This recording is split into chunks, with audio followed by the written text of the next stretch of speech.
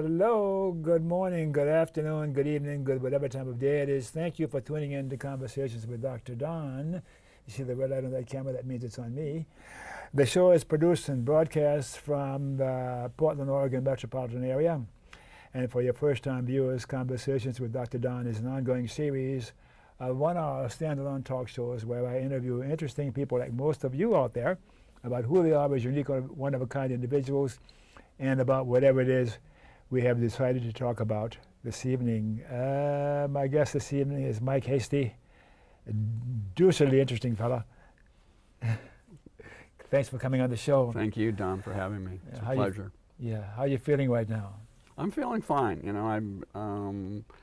I'm prepared. I've been going through some things. I think one of the biggest things I'm going through is that I've lost 4 of my veteran friends in the last 6 months from cancer. So in the last 6 months. Yeah. So it just seems like that's been kind of ongoing for me, and it must be hard. It is. Yeah. It is, and so but I'm getting through it, processing it, and I've spent some time with those people that have passed on, and so it's been good.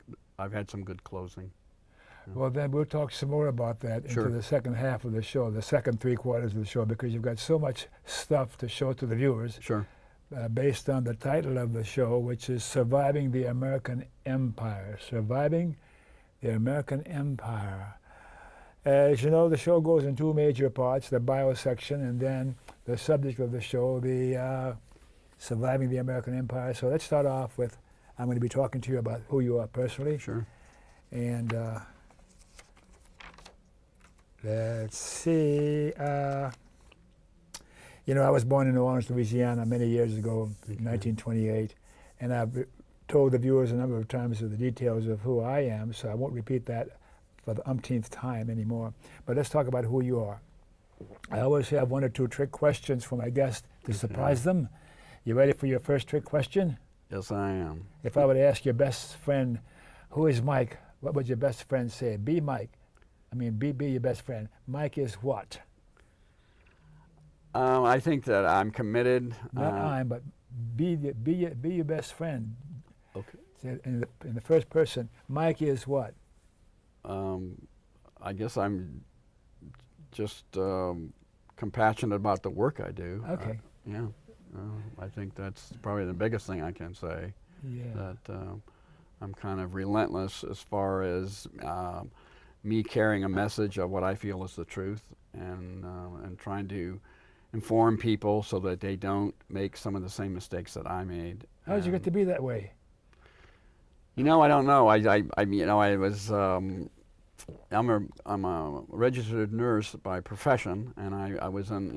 My sister's a nurse, and I've been married to 2 women who were nurses.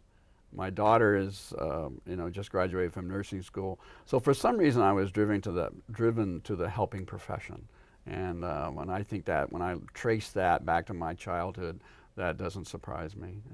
Well, one of my crew people is a nurse in there. Look at him. Mm-hmm. We have 2 of them, yeah. So you're surrounded by nurses, but I'm a clinical psychologist, mm-hmm. So we're in the same ballpark anyhow. So when and where were you born? I was born in Washington, D.C., June 20th, 1945. I was born at Walter Reed General Hospital. My father was a career military officer, so both me and my older sister were born at Walter Reed. So you were a military brat? Yes. I spent the first 11 years of my life in the military as a dependent. We traveled, extensively. My father was a career Army officer, so we were stationed in Fort Belvoir. It seems like we spent a lot of time in Fort Belvoir. We were in Japan we went to Japan in 1947 through 1949. We were the first American dependents to arrive in Japan after the war. I went to Japan in 1947 and stayed there for Really? 27 months in Yokohama in the occupation. Yes, yeah. Nihon de wakarimasu ka? No, I don't. I was picking up quite a bit of Japanese when I was over there, because my mother and my father had about 3 or 4 Japanese women that were working for us, and so I had a woman that basically carried me on her hip for 2.5 years. Her name was Simiko, and I was picking up the language very, very easily, but I did not retain it. Yeah, as the years go by. Yeah. Anything significant about your culture or racial heritage, or you just plain old American white bread? Yeah, I mean, I think going back to my fifth great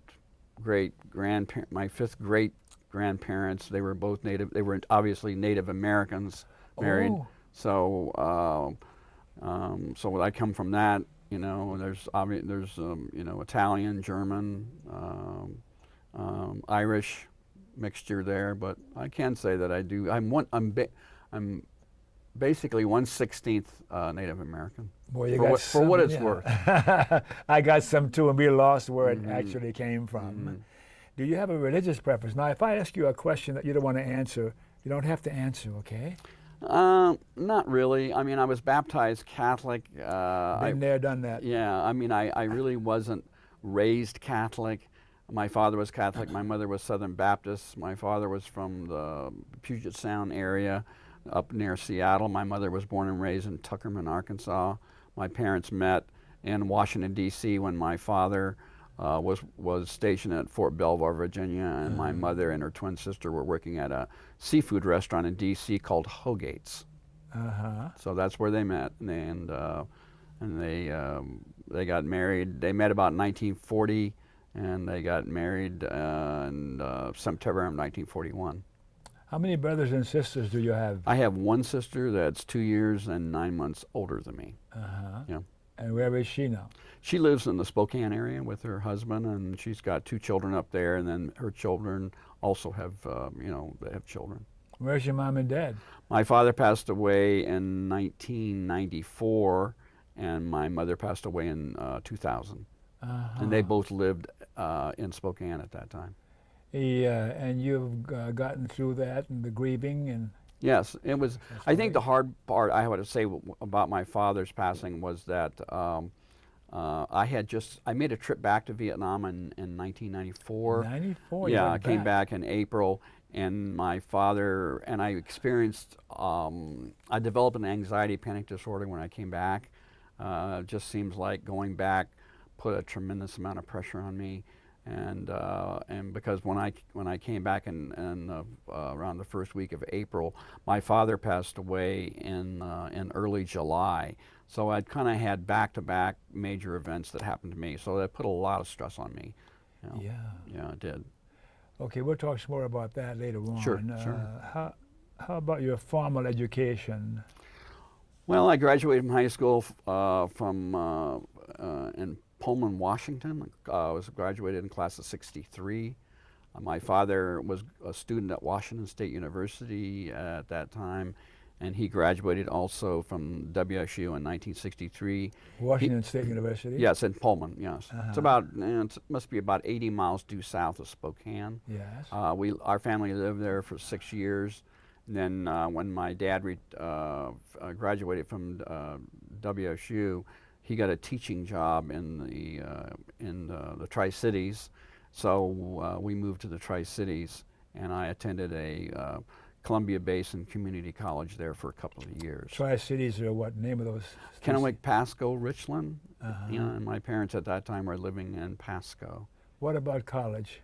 Well, when I went, like I say, I went to 2 years at Columbia Basin Community College, and then. And then I went into the I wound up going in the military in March of 1969, and then when I got out of the military in 1972, I moved to Eugene, Oregon, where I went to a couple more years of community college at Lane Community College in Eugene, and then I got accepted to nursing school in Portland, Oregon, Good Samaritan School of Nursing. It's a 3-year program. I entered the program in 1976 and graduated in 1979, so I'm an RN. Yeah.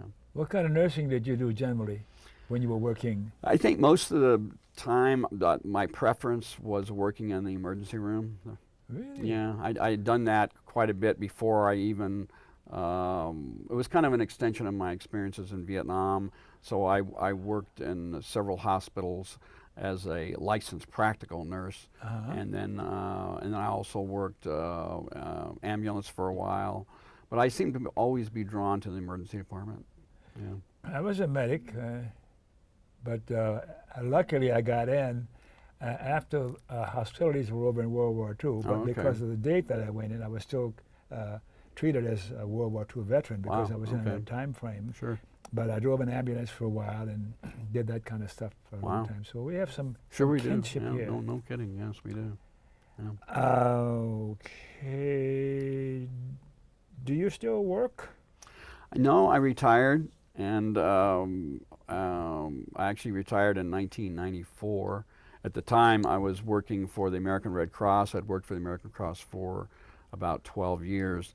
But as a result of coming back from my trip to Vietnam, I reached a point where my PTSD escalated so bad that I had to take an early retirement. How's your PTSD today, nowadays? I would say now I've had a lot of treatment for my post-traumatic stress, so it's nothing compared to what I was experiencing when I came back from that trip in '94, and of course with my father passing away, and things like that. So it's one thing I have done is that I think I've done a really good job at treating my PTSD. Yeah. Are you on any medication on an ongoing basis now? Well, there's one medication I take, which is a medication called trazodone. Yes. It's a medication that just kind of helps me sleep. It makes me drowsy. Don't have any side effects from it. It's not a mood-altering medication at all. And because for so many years, the primary issue that I was dealing with was insomnia. Because of my stress, I just had a horrible time going to sleep. So you were a medic in Vietnam? Yes, I was. Okay. You have a partner, a wife, a boyfriend, a girlfriend, or? Well, I've been married twice. My first wife I met in the military. She was a WAC in the military, and we met in Denver, Colorado. I did my basic training in Fort Lewis, Washington. I did my combat medic training in San Antonio, Texas.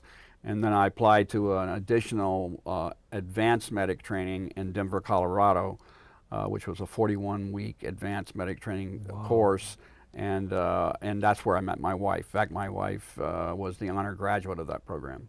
And so we, at the time when I got to Fitzsimmons, there was a lot of casualties, people that were being treated for for a lot of amputations, that kind of thing. So I was seeing a lot of they weren't veterans, they were still actively in the military, but a lot of them had lost arms, legs, and things like that. That must have been trying on you, huh? Yeah, it was an eye opener to see so many people in wheelchairs all over the hospital. Yeah. What about your second wife? My second wife was from Eugene, Oregon. I got out of the military in 1972. My first wife and I moved to Eugene because I knew the University of Oregon was there. I had the GI Bill for 4 years, so I decided that I liked that part of the country. I had heard a lot about Eugene, and so we moved there. That's where I went to school for about 2 or 3 years at Lane Community College, and it was during that time that my PTSD really started to activate, and so I think that for the most part my first marriage ended because of my PTSD. Yeah. And then shortly after I got divorced, I met a woman that was from Eugene. And so we wound up getting married, and that's when I moved to Portland and got accepted to nursing school. And we were together about 6 years, and we got divorced in 1980. Do you have any children? I have a daughter from my first wife. Her name is Renette. She was born when I was in Vietnam. I was on a fire base Schuler, when they notified me that my daughter was born. So, yeah. I'm reluctant to ask you too many questions about what went on for you in Vietnam, but you can volunteer to me what it is you'd like to share with the viewers about your experiences in Vietnam that's going to support the title of the show, The American Empire, Surviving the American Empire. Sure. What do you mean surviving the American Empire? You can say the adventures of the American Empire and all sorts of things to talk about the American Empire. First of all, what is an empire and what is the American Empire? Well, it's a term you don't hear in American society. Right. In fact, you very, very seldom ever hear that. And you know, I brought something here that I often tell people, if you really want to know what the United States has done militarily, what the U.S. empire has done, just go to Google and just type in history of U.S. military interventions around the world. That's all you got to do. Say that again. The history. Just Google and type in history of U.S. military interventions around the world. And you get all those pages. And then so you know I have about, I think there must be there's about 20 pages here of country after country after country after country after country that we've invaded since 1890. You know, and in fact, since the end of World War II, the United States has bombed 29 countries. The bombing of Syria was the 29th country. A couple more questions, and then we'll take a break and come back and talk seriously about this. Are you a right-winger? No. Where are you in the political continuum? You know, you know, that's a good question. I think if somebody were asking me where am I at politically, I would probably say I'm a conservative radical. Okay, I won't touch that because I don't know what to say. What does that mean for you, political, well, conservative radical? You know, obviously my politics are pretty radical as far as me bearing witness about the truth, but I don't throw Molotov cocktails, so that means that I'm a conservative from that standpoint. You know, I believe in nonviolence. And you know, and I have a long history, especially the last 25, 30 years of being a political activist, traveling all over the United States and also traveling in other countries. And so I bet you got some stories about those travels. Yes, yeah, that's quite a bit. But I think a lot of it is just confronting the American empire. Because one thing I realized, what Vietnam did to me more than anything else is it made me a global citizen. And I realized that the United States was interfering with third world countries that couldn't defend themselves. And so they were oppressing other countries for what I just simply believe is just economic profit. And I think about the words on your shirt. What do they say? Well, it's interesting. I remember I was coming back. I looked at the word war because I use it a lot in my writing, you know. And one day I just looked at the word WAR, war, and all of a sudden it just hit me that the W stands for wealthy, the AR and the R stands for richer, wealthy or richer. Those two go together. Yeah, and that's what I feel is what these wars are all about. They're about the 1% becoming wealthy off of the wars, and I think that for me hits it in a nutshell. I feel like that I was a Wall Street warrior in Vietnam, and I know that I have talked to countless Iraq and Afghanistan veterans who feel the same way. Sure. Yeah. Any persons from the past or alive today that you particularly look up to or admired? Any names come to mind for you? Individuals that you really look up to? Well, you know, I had when I was in 91C school, 91 Charlie school, clinical specialist school, there was a major Halowinski that was one of my instructors, and he encouraged me to, you know, he wasn't, you know, I wasn't political at the time. I have to say that I was slow to be politicized as far as understanding what the Vietnam War was about in the early 60s. But he was somebody that helped me a great deal as far as, because I was getting pretty discouraged in the school that I was going to, and I had at one time thought about dropping out. And so he encouraged me to stay in the school, and I'm glad I did, because I was able to use that education, and it certainly helped me have a greater skill level when I got to Vietnam. And you know, I think certainly my father influenced me a great deal. My father was a traumatized vet. He was shortly after Pearl Harbor was bombed. My father was stationed in Fort Belvoir, Virginia, as a sergeant. He was what they call a sergeant first class. Mm-hmm. The E7 had been in the military 7 years, and so he had gotten orders for Portland, Oregon, and he had been dating my mother for about a year. And so when my father got orders for Portland, Oregon, he asked my mother if she wanted to go with him. And of course, she said, "Well, sure, I'd love to, but don't you think we should get married first?" So they got married. They went to they arrived in in Portland probably just a week or so later after they were married. And my mother had never been separated from from her identical twin sister. So my mother was going through a great deal of grief and separation. Sure. So as a result of that grief and being separated for the first time in her life from her identical twin, because my mother was 28 at the time, my father was 23. My mother was 5 years older. And so to save his marriage, my father put in for officers candidate school in Fort Belvoir, Virginia, and so he got accepted.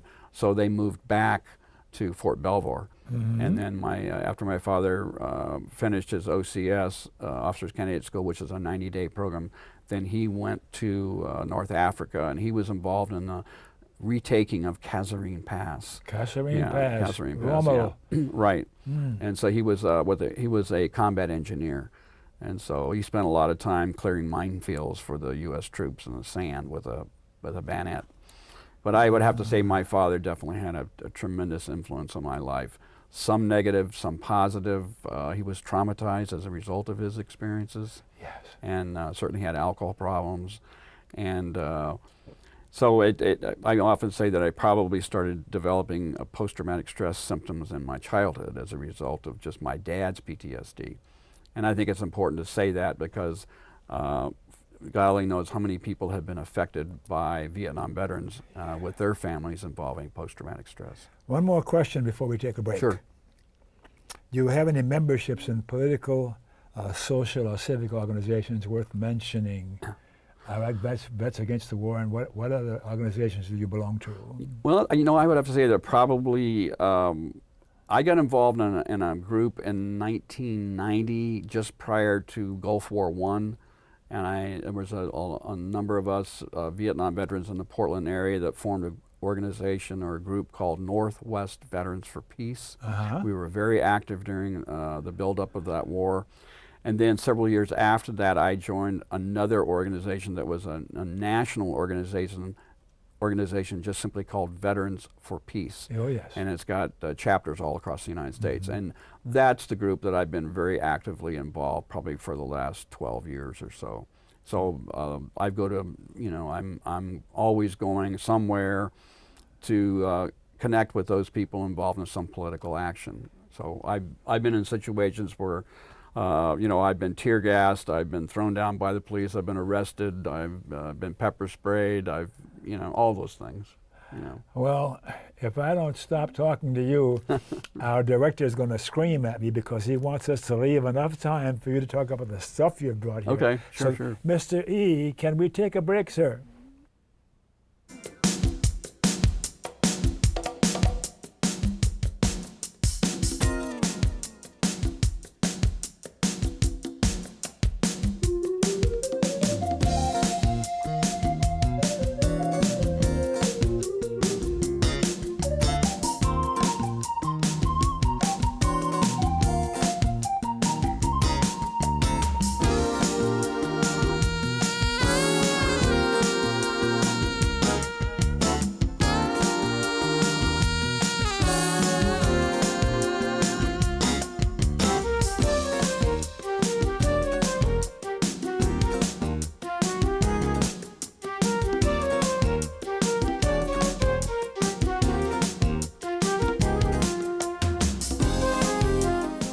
Couldn't find it. It was Okay, we're back, and thanks for staying tuned. And for you viewers who missed the opening of the show, Conversations with Dr. Don is an ongoing series of 1-hour standalone talk shows where I interview interesting people like most of you out there about who they are as unique, one-of-a-kind individuals, and about whatever it is that we've all decided to talk about tonight. And I always stumble over my standard speech I've been doing for 16 years.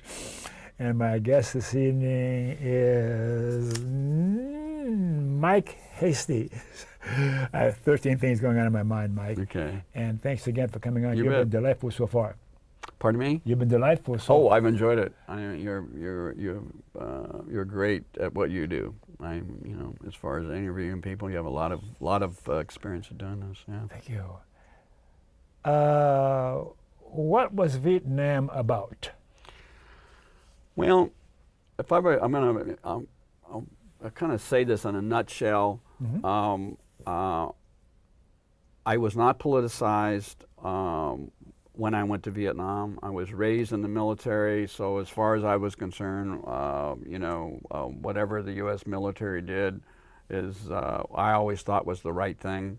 I had a strong belief system in my country, and I believe that, and certainly in the early stages of the Vietnam War, getting started in probably 64, 65, that I believed, I think I did believe in the domino effect.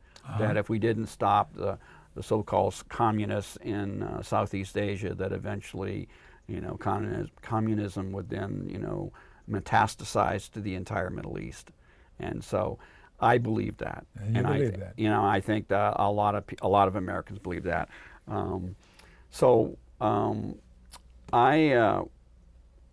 I joined the military in March of 1969. Okay. So the Vietnam War, at least the heavy fighting involving the Vietnam War, it was kind of dying down. But what I experienced when I got to Vietnam was I think I was experiencing the Woodstock generation of people being in Vietnam. In other words, when I got to Vietnam, I was seeing the rapid disintegration of American involvement in Vietnam. I was seeing the homicides, the suicides, the rampant drug addiction. Among the troops. Yes, among the troops, And so I was seeing everything kind of falling apart. So I was experiencing, shootouts. I was experiencing people that were committing suicide. And, I was in a unit called the 1st Squadron, 10th Cavalry. I was on a reconnaissance support base, and we had 3 fire bases. And I spent a lot of time, traveling to those 3 fire bases, in a litter jeep. We were getting casualties in from the field. Most all of them were being flown in by helicopter. And you were a medic at the time? Yes, I was a medic. I worked in the aid station there.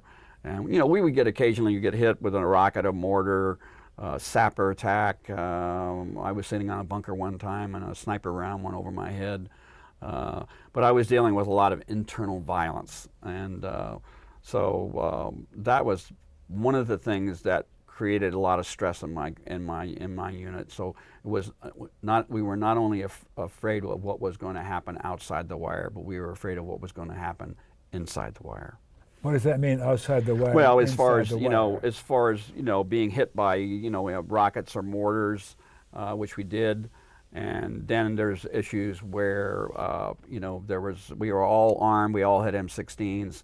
And a lot of the people that had those M16s, American soldiers that had those rifles, were addicted to heroin.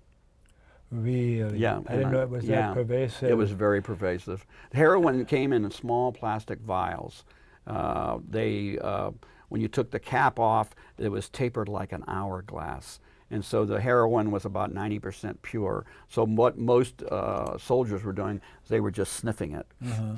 And so you would see the vials, plastic vials on the ground all over the place. Oh, gosh. Yeah. And so I got my life threatened by one of the heroin addicts in my unit, a medic, because I started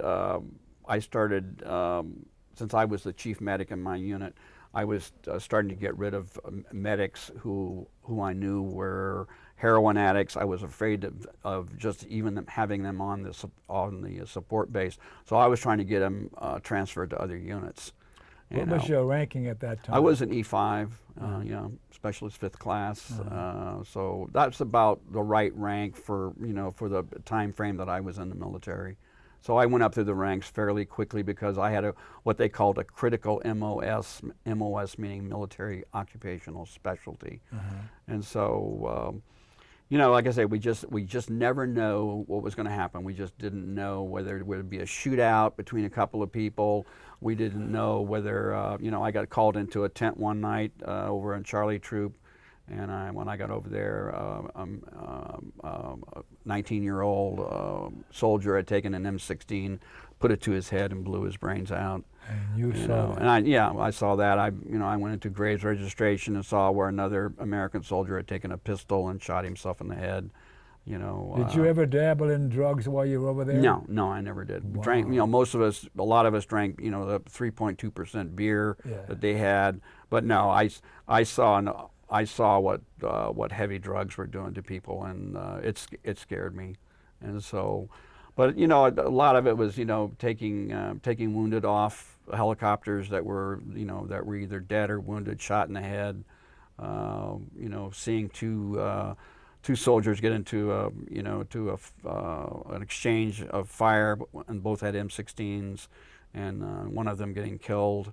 You know, we got hit one night, and where some sappers came into our unit, killed a couple of soldiers, and so these fire bases, they were different locations. Yes, and in between there was no man's land between yes, these fire bases. I was on a reconnaissance support base, and we mainly had our helicopters, attack helicopters. We had Cobra gunships, assault helicopters, dust-offs, and then on the other 3 fire bases we had heavy artillery. So we had 155 millimeter howitzers, we had 8-inch guns, 175 millimeter guns, we had armored personnel carriers, we had tanks with 90 millimeter guns, we had dusters. All those things they were heavily fortified. And you still could not defeat the Vietnamese peasants. No. And you know, that's a good question. And the reason why the United States could have never won the Vietnam War is that the vast majority of the Vietnamese people that were living in South Vietnam, which is a country that we created, over 75% of the people of the Vietnamese peasant population that were in South Vietnam did not support the puppet government that we put in power. And that's why we would have never won that war. Well, that sounds funny because the people running our government thought we could. Yep, no way. There's no way. The only way the U.S. government could have won that war is if they had dropped an atomic bomb in Vietnam. And of course, there were a lot of people that in the government that was the last thing they wanted to do. Though Nixon threatened to use, you know, a nuclear device. And today, Vietnam is united and yes. It's independent. Yes. Is it reasonably democratic? Yeah, I think it is. Reasonably. You know, I mean, I think you know, it's becoming more and more, you know, certainly they're seeing a lot more capitalism now. You know, I saw that when I was in when I went there in '94. You know, there's not so much the heavy-handed, you know, stuff that was certainly going on shortly after the United States pulled out in 1975. So. Most of the people that I met when I was over there were very content and happy, you know. Are we having a repeat of what happened in Vietnam, in the Middle East now, and what's going on with the Arab uprising and the stuff going on in Iraq and ISIS and that kind of stuff? America was in the Far East, in Vietnam and those places, preventing the domination by communists. But what's going on with America and having wars in the Middle East again? Is there a similarity between what went on in Vietnam and what's going on now in the Middle East right now? Well, yeah, I mean, we instill a puppet government like we did in Vietnam. That's with, my question, thank you. You know, with Diem. And then we put people in power like Saddam Hussein. We certainly, when the Shah in Iran, and you always put somebody like that in power, and then when they wind up not doing what you want them to do, then you wind up usually assassinating or taking him out, and there's a regime change. But let's face it, these countries have what we want. They have natural resources that we have to have. And there's no doubt that the primary reason that we were in the Middle East is because of oil. You know, Iraq is loaded with oil. Isn't there some other way we could get those resources without war? No, I don't. I think, you know, well, the United States has a war economy, and that's basically what the United States do. A lot of American people think that we have wealth, great wealth in this country because we roll our sleeves up and earn it. And most of the wealth that we have in this country, we get it at the end of a barrel of a gun, you know, and that's what we've done, you know, with all of the countries that we've invaded in the Middle East. We lied about going into Iraq that they had weapons of mass destruction, and of course they didn't have. We lied about the fact that there was a connection between Iraq and 9/11. You know, what is it, 15 out of the 19 hijackers were from Saudi Arabia. It's interesting, we never bombed Saudi Arabia. And so it just goes on and on and on and on, you know. You have so much stuff to talk about, but I've been asking questions. Why don't you start talking about what you think the viewers should know of all the stuff you brought here? Will you take over now? Okay, I think what I'm going to do is I'm going to just read a couple of things that maybe the audience will get an idea of what. I'm glad you speak well because they will understand what you're saying. Okay, yeah, and I think I'm going to just read a couple of things. This is from a book that was it's called Viet Nam: The Road to Recovery, and it's written by Joel Brendy. He's an MD and also a man by the name of Erwin Parson, PhD. And this was just a paragraph in that book that would kind of gives you an idea of what a lot of veterans go through. Okay, and I'll just read here. It says here, for a number of veterans, the feeling of having been disowned by their country was the greatest and most profound insult, causing deep wounds in the self as a whole. Most felt they had given up their innocence, their physical, mental, and spiritual wholeness for no meaningful reason, and to have to defend themselves for responding to America's call to protect its democratic values and ideals compounded the hurt. Few can comprehend and cope psychologically with such rejection and violence to their pride and humanity. It is thus not very difficult to understand why it has been extraordinarily taxing for these men and women to regain their psychological and social equilibrium. And the other one is a quote from a man that wrote a book called The Survivor. His name is Terence Dupree. I came across the book in 1977.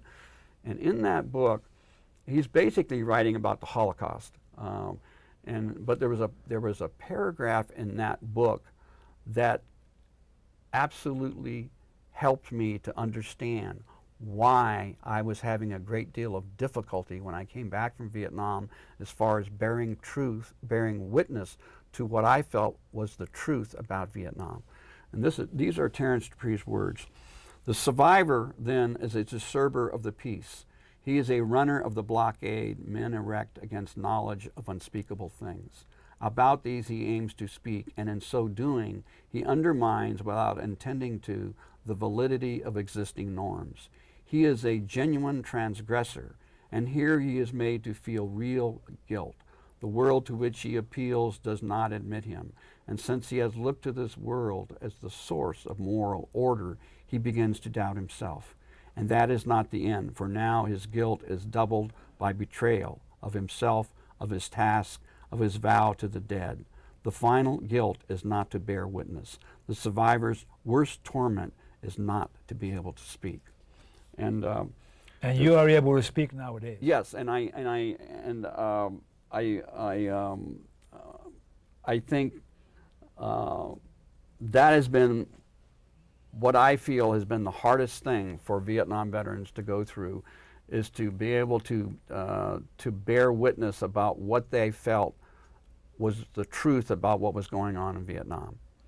And I couldn't understand. I thought if I just brought enough books, if I just brought enough evidence, if I just brought in enough people that could bear witness about, you know, what happened, that I could convince the public of what I felt was the immorality of the Vietnam War.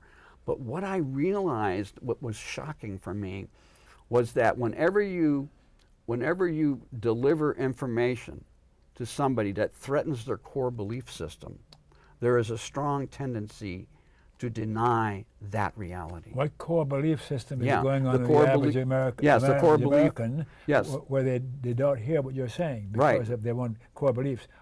Where do these core beliefs come from? Well, I think the core beliefs have been in this country since day one, and that is that America is the greatest country in the world. Well, isn't that You know, true? and so we believe that whatever the United States government, what our military is doing around the world, that it's the right thing to do, and I think that's the issue that we're raised with. You know, it's like I have some photographs that I'll show here that kind of demonstrate a little bit of that. I'm going to take this one photograph down, and I'm going to kind of give you a little bit of the start of the pathology that we see happening and what causes Pathology, that's a Yeah, pretty important yeah. word. All right, well, here's a picture of a boy. It was he's doing chin-ups, actually pull-ups, at a fair, and what it was is it was Marine recruiters that were trying to get people to go in the Marine Corps, and this one boy, of course, was just a boy that was interested, and wanted to spend some time with the recruiters and talk. He's probably about 10 years old, but he's doing pull-ups, and what you're seeing the Marine right below it. Below, he's helping him go up on the bar, and the back of his shirt it just says, "Cowards won't show, and the weak will die." Okay. So that's his thinking, Yeah, and he's that's going his- to imparting that to yeah. the boy. Yeah, and then here's another photograph that I took at a fair in Coeur d'Alene, Idaho, around 1999. This is a picture of a recruiter. In this case, he's an Army recruiter, and he's putting war paint on this small child, and you can. When I took the photograph, I could see the stress and the strain in the boy's face. There happened to be a flip chart in the back that was blank, and what I did is I had a friend of mine write the two words child abuse. So that's basically basically my opinion of what I see going on. Because what's happening is that when the recruiters go into the high schools, they do not tell these kids the truth of what happens in war. And these 17, 18, 19-year-old kids, once they go in the military, they are not prepared psychologically to deal with the impact of what they're going to see. What do they tell these kids? They don't talk about killing. They talk about getting a college education. They talk about travel. They talk about camaraderie. They talk about those kind of things. But they don't tell these kids what they might be doing. And so these kids don't have the coping mechanisms to survive. And that's why we're seeing 22 American veterans committing suicide every day in this country. So. And What do you think about the movie American Sniper? I'm going to take you away from your presentation for a moment.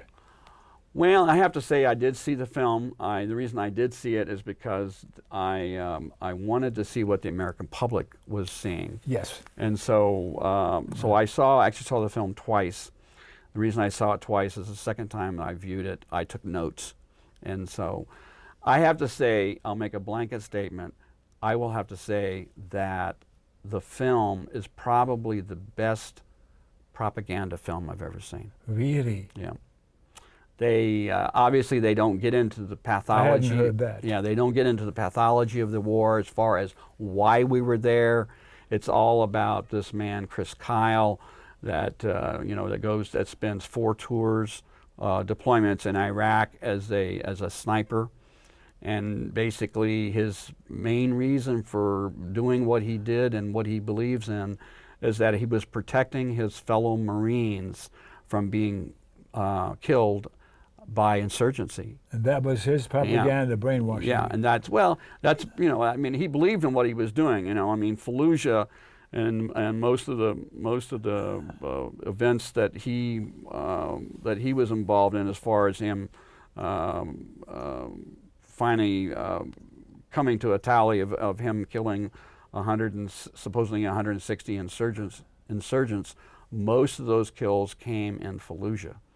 And of course, nobody wants to talk about the fact that Fallujah was pretty much a gated city. You know, that there were a lot of civilians that were in Fallujah that could not get out of Fallujah. And Should I see the movie? I would say yes. Okay, I would say I yes. will. If you want to see what the American people are witnessing and what they're seeing, but it's interesting. I noticed that when I saw the movie in a fairly conservative town called Spokane. Yes. I went to the movie. I went to one of the later showings, and so before the movie started, they showed 5 previews of other films that were very, very violent. Okay, when you walked into the theater, there was violent video games that were there for people to play before they, even went to the movie. When I left the theater, I was the first person out of the theater, and I did that on purpose because what I did is I walked out of the door, and there was a wall about 10 feet away, and I just put my back up against the wall, and I watched every person come out of the theater that viewed that film, and every single person that walked out of that theater had a somber expression on their face. In other words, for me, it made me feel that what they were seeing, they were believing. You are a truth seeker, aren't you? Yeah, and so I watched the faces because I'm a photographer, and after the film was over, there was just dead silence in the film. And so I definitely feel that this film is going to be a very, very heavy recruitment film, because they absolutely do not get into the reasons why we're in Iraq, why we're in Afghanistan, why we're in Pakistan, why we're in Syria, why we're in Yemen, and various other countries throughout the Middle East. Why are we in all of these countries? We're in those countries for corporate profit. What have you got against profit? American businesses are making billions of dollars off of a war economy. Now and then I play devil's advocate and I provoke you and you ignore me. So. It has nothing to do with peace and democracy. As the war in Vietnam and all the other wars that we've had since then, and especially the wars in the Middle East, have absolutely nothing to do with bringing peace and democracy to those countries. That is a total myth. We are there to exploit those countries. Well, I've taken you away from your presentation. Yeah. And Mr. Reed, can we hang around for 5 more hours?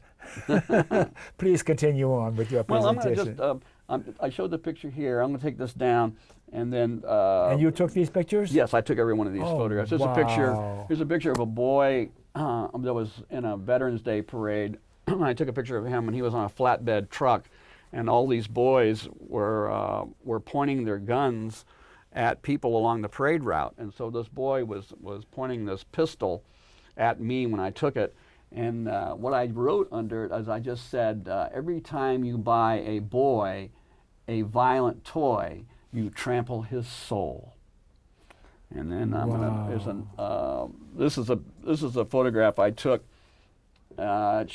What it is it's the Vietnam Veterans Memorial in Washington, D.C. I thought I recognized it. And what I did is I superimposed this high school football team over the names on the wall. And what I wrote here is I said, I call it average age 19 because the average age of American soldiers killed in Vietnam was, I think it was 19 years and 10 months.